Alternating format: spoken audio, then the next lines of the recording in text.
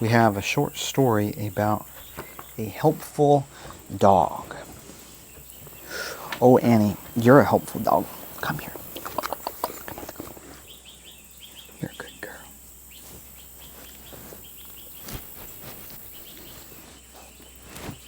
Mr. Edward Barnes of Lowell, Massachusetts, possessed a remarkably intelligent collie named Pont.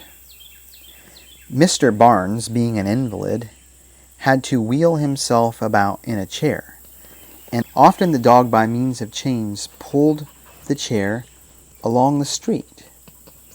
It was great fun for both dog and man, who had been his companion for 10 years.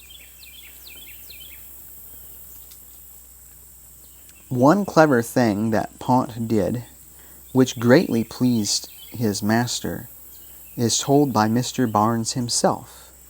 He says, "During the summer of 1912, I had the misfortune to break my left arm, and was in the hospital for a long period. Owing to the nature of my disability, the bone did not knit readily.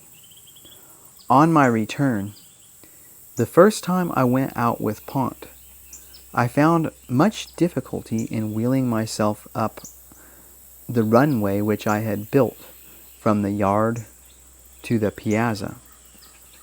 Pont had preceded me and was waiting at the door.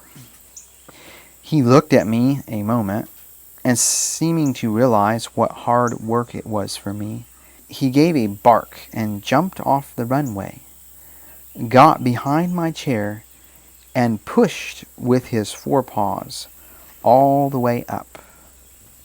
This he did without my speaking a word to him, and he continued to do so for a long time afterward." Wow. What a helpful dog.